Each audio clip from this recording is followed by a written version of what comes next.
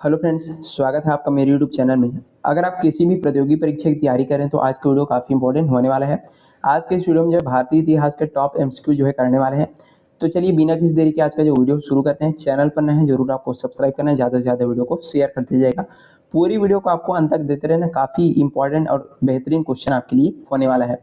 पहला क्वेश्चन देखिए, सिंधु घाटी सभ्यता का प्रमुख बंदरगाह नगर लोथल वर्तमान में भारत के इस राज्य में भोगवा नदी के तट पर स्थित है। ऑप्शन है राजस्थान, गुजरात, पंजाब या फिर हरियाणा। तो इसका सही आंसर हो जाएगा ऑप्शन नंबर बी, यानी कि गुजरात में जो है स्थित है।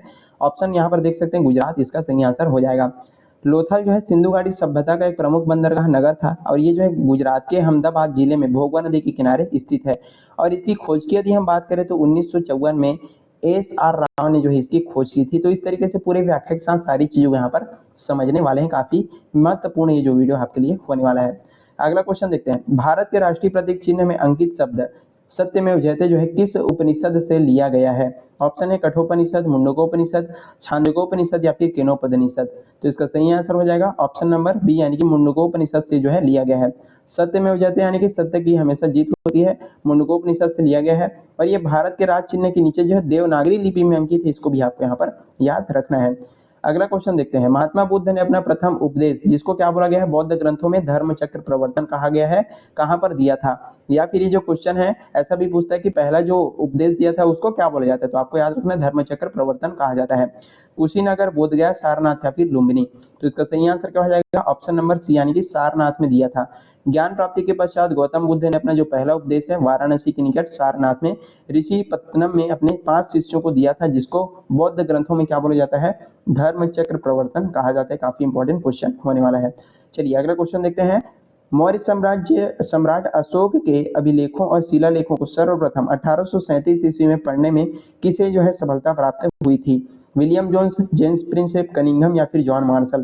तो इसका राइट आंसर हो जाएगा ऑप्शन नंबर बी, यानी कि जेम्स प्रिंसेप ने जो है इसको पढ़ने में पहली सफलता प्राप्त की थी। ईस्ट इंडिया कंपनी के अधिकारी और भाषाविद जेम्स प्रिंसेप ने जो है सबसे पहले 1837 में जो है सम्राट अशोक के ब्राह्मी लिपि में लिखे गए अभिलेखों को पढ़ने में सफलता यहाँ पर प्राप्त किया था।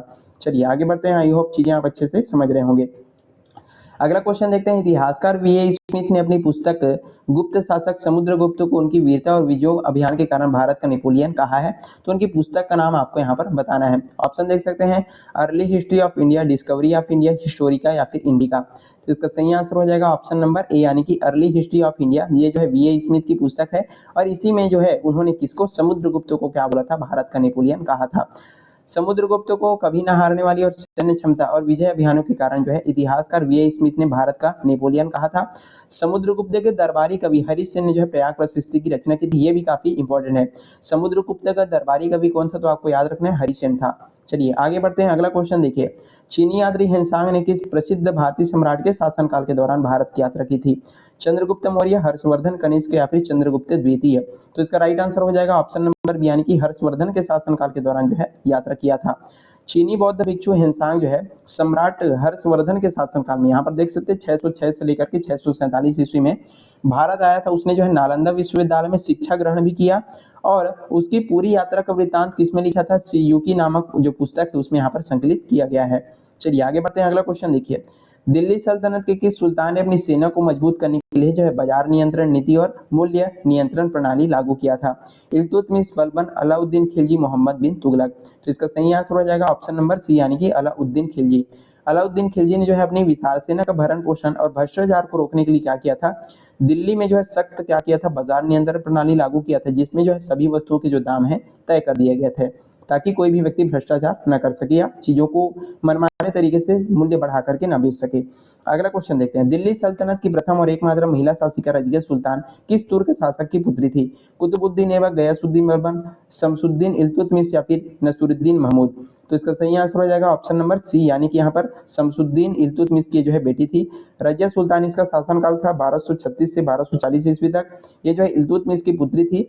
वो जो है दिल्ली की गद्दी पर बैठने वाली मध्यकालीन भारत की पहली और अंतिम महिला मुस्लिम शासिका थी। चलिए आगे बढ़ते हैं, अगला क्वेश्चन देखिए, मुगल सम्राट के संस्थापक बाबर और मेवाड़ के राजा राणा सांगा के बीच प्रसिद्ध खानवा का युद्ध जो है किस वर्ष लड़ा गया था। 1526, 1527, 1528 या फिर 1529। तो इसका सही आंसर हो जाएगा ऑप्शन नंबर बी, यानी कि 1527 में। पानीपत की जो पहली लड़ाई है 1526 में जो है बाबर ने 17 मार्च 1527 को खानवा के मैदान में मेवाड़ के राजा राणा सांगा को पराजित किया था। इस युद्ध में बाबर ने जिहाद का नारा दिया और उसको जो है गाजी की उपाधि धारण किया था, याद रखिएगा। आगे बढ़ते हैं, अगला क्वेश्चन देखिए। विजयनगर साम्राज्य के सबसे महान शासक कृष्णदेवराय जो है किस राजवंश से संबंधित थे और उनके दरबार में रहने वाले अष्ट दिग्गज कौन थे? ऑप्शन यहाँ पर देख सकते हैं, एक तरफ वंश दिया गया, दूसरे तरफ उनके मंत्रियों के नाम। संगम वंश 8 मंत्री, सुलु वंश 8 सेनापति, तुलु वंश 8 तेलुगु मंत्री, अराविडु वंश 8 विदेशी राजदूत। तो इसका सही आंसर हो जाएगा तुलु वंश। ये जो तुलु वंश के थे, कृष्णदेवराय जो है तुलु वंश के प्रतापी राजा थे। उनके दरबार में 8 सर्वश्रेष्ठ तेलुगु कवियों का ग्रुप रहता था, जिसको क्या बोलते थे, अष्ट दिग्गज कहा जाता था, और उनमें तेनालीराम जो है एक थे। और जो कृष्णदेवराय है स्वयं जो है तेलुगु में एक अमात्य मूल्यात यहाँ पर रचना किया है, इसको भी याद रखिए। अगला क्वेश्चन देखते हैं। उससे पहले अभी तक चैनल सब्सक्राइब नहीं की, जरूर सब्सक्राइब कर लीजिएगा। इसी तरीके से वीडियो आपके हमारे चैनल पर मिलते रहते हैं। छत्रपति शिवाजी महाराज के प्रशासनिक सहयोग के लिए गठित अष्टप्रधान मंत्री परिषद में प्रधानमंत्री या सर्वोच्च पद को क्या कहा जाता था?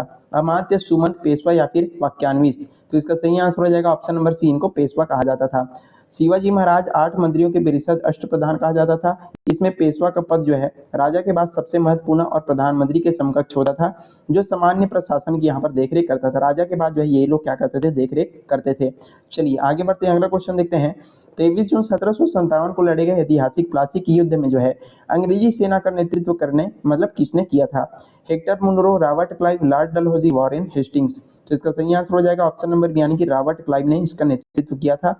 प्लासी का युद्ध जो है 23 जून 1757 को बंगाल के नवाब सिराजुद्दौला और ईस्ट इंडिया कंपनी के बीच यहाँ पर लड़ा गया था, और ब्रिटिश सेना का नेतृत्व रॉबर्ट क्लाइव ने किया था। और इस युद्ध में नवाब के सेनापति मीर जाफर ने विश्वासघात करके क्या किया था, अंग्रेजों को यहाँ पर जीत दिलाई थी। अंग्रेजों ने क्या कर दिया था, अंग्रेजों ने जो है मीर जाफर यानी कि जो सिराजुद्दौला है उसके सेनापति को काफी पैसे वैसे दे करके, लालच दे करके अपनी ओर कर लिया था, और इसी कारण से यहाँ पर अंग्रेजों की जीत हो जाती है। अगला क्वेश्चन देखते हैं। आधुनिक भारत में पुनर्जागरण का अग्रदूत माने जाने वाले राजा राम मोहन राय ने जो है वर्ष 1828 में किस सुधारवादी समाज की स्थापना की थी? आर्य समाज, प्रार्थना समाज, ब्रह्म समाज, देव समाज? तो इसका सही आंसर हो जाएगा ऑप्शन नंबर सी, यानी कि ब्रह्म समाज की स्थापना। राजा राम मोहन राय ने जो है सामाजिक कुरीतियों जैसे कि सती प्रथा, बाल विवाह, इन सबको रोकने के लिए जो है क्या किया था, 20 अगस्त 1828 में जो है कोलकाता में ब्रह्म समाज की स्थापना की थी। अगला क्वेश्चन देखते हैं। 1857 के महान विद्रोह की शुरुआत करने वाले मंगल पांडे किस छावनी के सैनिक थे, जिन्होंने जो है चर्बी वाले कारतूसों के प्रयोग करने से मना कर दिया था? मेरठ छावनी, बैरकपुर, दानापुर या फिर अंबाला? तो इसका राइट आंसर हो जाएगा ऑप्शन नंबर बी, यानी कि बैरकपुर छावनी के जो है यहाँ पर सैनिक थे। यहाँ पर समझिए, मंगल पांडे बंगाल नेटिव इन्फेक्टी यानी यहाँ पर देख सकते हैं 34वीं NI के बैरकपुर छावनी कोलकाता के पास के सिपाही थे। उन्होंने 29 मार्च 1857 को जो है एनफील्ड राइफल कारतूस जिसमें गाय और सुअर की चर्बी की अफवाह थी उसको मुंह से काटने के लिए मना कर दिया और विद्रोह का यहाँ पर बगुला फूंका था। अगला क्वेश्चन देखिए। वर्ष 1885 में मुंबई में आयोजित भारतीय राष्ट्रीय कांग्रेस के प्रथम अधिवेशन की अध्यक्षता किसने की थी? यहाँ पर देख सकते हैं अध्यक्षता पूछा जा रहा है। ऑप्शन देखिए, A.O. ह्यूम, व्योमेश चंद्र बनर्जी, दादा भाव नौरोजी या फिर बदरुद्दीन तैयब जी? तो इसका राइट आंसर हो जाएगा ऑप्शन नंबर बी, यानी कि व्योमेश चंद्र बनर्जी यहाँ पर अध्यक्ष थे। भारतीय राष्ट्रीय कांग्रेस की स्थापना कब हुआ था? 28 दिसंबर 1885 को मुंबई के गोकुलदास तेजपाल संस्कृत कॉलेज में हुई थी। इसके संस्थापक की यदि हम बात करें तो संस्थापक यदि पूछा जाए तो A.O. ह्यूम थे, जबकि प्रथम अधिवेशन की अध्यक्षता जो है व्योमेश चंद्र बनर्जी ने की थी, जिसमें जो है 72 प्रतियोगियों ने भाग लिया था। अगला क्वेश्चन है, वर्ष 1905 में बंगाल के विभाजन के समय भारत का वायसराय कौन था जिसने फूट डालो और राज करो की नीति के तहत विभाजन किया था? लॉर्ड कर्जन, मिंटो, हार्डिंग या फिर डफरिन? तो इसका सही आंसर हो जाएगा ऑप्शन नंबर ए, यानी कि लॉर्ड कर्जन। बंगाल में बढ़ रहे राष्ट्रवाद को दबाने के लिए तत्कालीन वायसराय लॉर्ड कर्जन ने 1905 में क्या किया था, बंगाल विभाजन की घोषणा की थी, और इसके विरोध में पूरे देश में क्या किया गया था, स्वदेशी आंदोलन, बंग भंग विरोधी आंदोलन यहाँ पर शुरू हुआ था। चलिए आगे बढ़ते हैं। अगला क्वेश्चन, महात्मा गांधी ने भारत में अपना पहला सफल सत्याग्रह वर्ष 1917 में किस स्थान पर तीन कठिया प्रणाली के विरोध में किया था? खेड़ा, चंपारण, बारडोली या फिर अहमदाबाद? तो इसका सही आंसर हो जाएगा ऑप्शन नंबर बी, यानी कि चंपारण में। बिहार के चंपारण में जो है ब्रिटिश जमींदार किसानों को अपनी जमीन के 3/20 भाग पर नीली खेती करने के लिए तीन कठिया पद्धति को मजबूत करने के लिए कहते थे। राम कुमार शुक्ल के आमंत्रण पर गांधी जी ने क्या किया था, 1917 में वहां पर एक पहला सफल सत्याग्रह चलाया था, याद रखिए। चलिए आगे बढ़ते हैं। अगला क्वेश्चन है, वर्ष 1919 में हुए कुख्यात जलियांवाला बाग हत्याकांड की जांच के लिए ब्रिटिश सरकार ने किस समिति या आयोग का यहाँ पर गठन किया था? साइमन कमीशन, हंटर आयोग, बटलर आयोग, सार्जेंट आयोग। तो इसका सही आंसर हो जाएगा ऑप्शन नंबर बी यानी कि हंटर आयोग का यहाँ पर गठन किया था। 13 अप्रैल 1919 को जो है अमृतसर के जलियांवाला बाग में निहत्थी भीड़ पर जनरल डायर द्वारा क्या चलाया गया था, जो गोली चलाया गया था, और इसकी जांच के लिए ब्रिटिश सरकार ने लॉर्ड हंटर की अध्यक्षता में हंटर आयोग का गठन किया था। चलिए अगला क्वेश्चन देखते हैं। महात्मा गांधी ने वर्ष 1942 में शुरू हुए राष्ट्रव्यापी आंदोलन के दौरान देश को प्रसिद्ध करो या मरो का नारा दिया था। कौन सा आंदोलन था?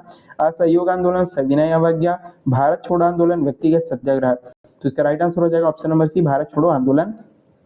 8 अगस्त 1942 को मुंबई के ग्वालिका टैंक मैदान में भारत छोड़ो आंदोलन का प्रस्ताव पारित किया गया। इसी अवसर पर गांधी जी ने देशवासियों को संबोधित करते हुए करो या मरो का ऐतिहासिक नारा दिया था।